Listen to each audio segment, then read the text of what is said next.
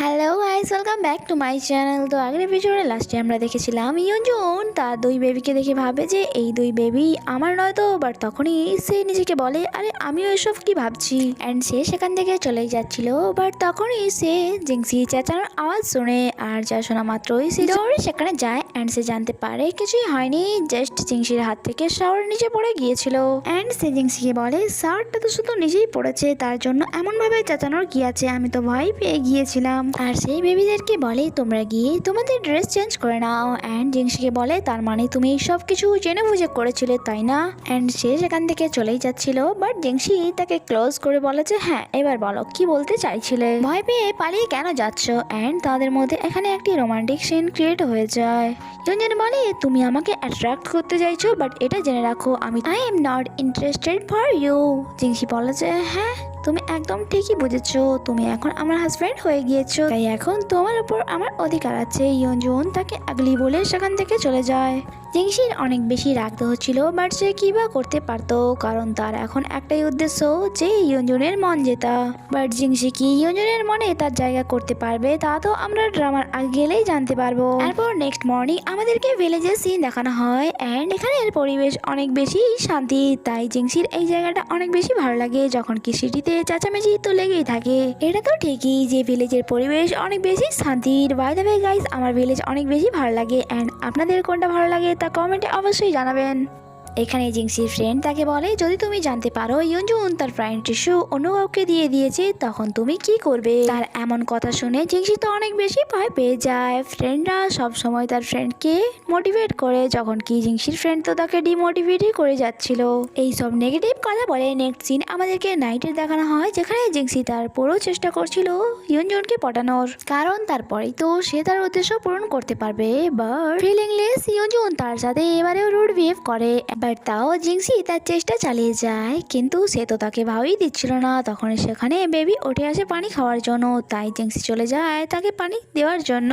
এরপর next morning আমরা দেখি ইয়ঞ্জন দুই বেবিকে স্কুল নিয়ে যাচ্ছিল, অ্যান্ড তারা অনেক বেশি স্লো চলছিল, তাই ইয়ঞ্জন বলে যে তাড়াতাড়ি চলো না হলে স্কুল বন্ধ হয়ে যাবে। যা শুনে ওশান বলে যে আমাদের মম কখনোই তাড়াহুড়ো করে না, মম বলে আগে হেলথ তারপরে স্কুল। ইয়ঞ্জন বলে মমের ছাড়া বেশি কথা না বলে তাড়াতাড়ি স্কুলে চলো, পড়াশোনা করে যে গাড়ি ঘোড়া চড়ে সে না হয় আমার মতোই সারা জীবন ফিস ধরতেই তোমাদের দিন কেটে যাবে। তোমার ড্যাড কি তোমাদেরকে এই ব্যাপারে কখনোই বলেনি। যা শুনে ইয়ঞ্জন অনেক বেশি স্যাড হয়ে বলে যে আমরা আমাদের ড্যাডকে কখনোই দেখিনি।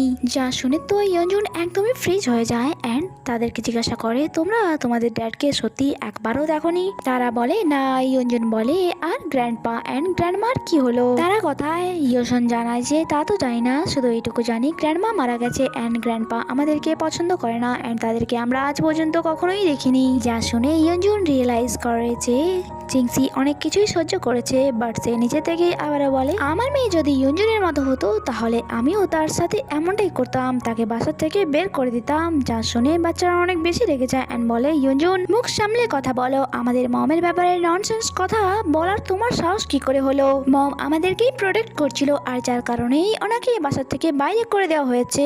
ইয়ঞ্জন বলে যে ওকে বাবা, আমি এমন ভাবে বলতে চাইনি, আমি কখনোই তোমাদেরকে বাসা থেকে বাইরে করে দেব না। অসীম বলে যে ইয়ঞ্জন তুমি আমাদেরকে ধোকা দেবে না তো, এমনিতেও আমরা অনেক কিছু সহ্য করেছি। ইয়ঞ্জনও তাদেরকে কথা দেয় যে আমি ততদিন তোমাদের হাত ছাড়বো না যতদিন পর্যন্ত আমি তোমাদের সাথে থাকবো তোমাদের ড্যাড হয়ে। এরপর সে তাদেরকে তুলে স্কুল নিয়ে যাচ্ছিল যাতে তাড়াতাড়ি স্কুল পৌঁছতে পারে, অ্যান্ড তাদেরকে যেতে ভিলেজের এক গ্যাংস্টার দল দেখে নেয় যারা তাদের বসকে কল করে, অ্যান্ড তাদের কথা শুনে মনে হচ্ছিল যে তারা খারাপ কিছু করতে চলেছে। নেক্সট সিনে আমরা বাসায় জিংসিকে দেখি যে ঘুমোচ্ছিল, তখনই তার কাছে কারোর কল আসে, অ্যান্ড কল রিসিভ করার পর সে তার বেবিদের আওয়াজ শুনতে পাচ্ছিল যে মম আমাদেরকে বাঁচাও, অ্যান্ড তারা অনেক বেশি কান্না করছিল। জিংসি তো এইসব শুনে অনেক বেশি ঘাবড়ে যায়, কারণ তার দুই বেবিকেই কেউ কিডন্যাপ করে নিয়েছিল। কিডন্যাপার তাকে বলে যদি তুমি তোমার বাচ্চাদের বাঁচাতে চাও তাহলে আমার পাঠানো লোকেশনে 10 লাখ টাকা নিয়ে এসো, অ্যান্ড এটা বলে কিডন্যাপার কল কেটে দেয়। যখন কি জিংসি তো অনেক বেশি ভয় পেয়ে গিয়েছিল, কারণ সে এখানে এসেছিল তার ছেলের জীবন বাঁচাতে, বাট তার এখন দুই বেবি তো প্রবলেমে পড়ে গিয়েছে। জিংসি পুলিশকেও কল করতে পারবে না, কারণ সে যদি এমনটা করে তার দুই বেবিকেই কিডন্যাপাররা মেরে ফেলবে। তাই সে ইয়ঞ্জনকে কল করে যে হসপিটালে ছিল, বাট হসপিটাল হসপিটালে আমরা বাঙালিকে দেখি, সেও সেখানে ছিল। অ্যান্ড যখনই সে দেখতে পায় যে ইয়ঞ্জনের ফোনে জিংসির কল আসছে, সে ফোনকে সুইচ অফ করে দেয় যাতে ইয়ঞ্জন জিংসির সাথে কোনো রকম কথা বলতে না পারে। অ্যান্ড এই কাজটা তার জন্য আরও বেশি সহজ হয়ে যায়, কারণ ওই সময় ইয়ঞ্জন রুমে ছিল না। বাংলি এক হিংসুটে মেয়ে ছিল, শুধুমাত্র ভালো সাজার অ্যাক্টিং করছিল। অ্যান্ড হয়তো এই কারণেই ইয়ঞ্জন তাকে পছন্দ করতো না। এরপর সেও জানতে পেরে যায় যে জিংসির বেবিদের কেউ কিডন্যাপ করে নিয়েছে। ইয়ঞ্জনের ফ্রেন্ড তাকে কল করে সবকিছুই জানিয়ে দেয়। সে প্রথমে তো ভাবে যে এই ব্যাপারে সে ইয়ঞ্জনকে সবকিছু জানাবে, বাট সে এমনটা করে না অ্যান্ড সেখান থেকে চলে যায়। অন্যদিকে আমরা জিংসিকে দেখি যে ইয়ঞ্জনের সাথে কন্ট্যাক্ট করতে পারছিল না, তাই সে ডিসাইড করে যে সে একাই টাকা নিয়ে কিডন্যাপারদের কাছে যাবে অ্যান্ড তার বেবিদেরকে ছাড়িয়ে নিয়ে আসবে।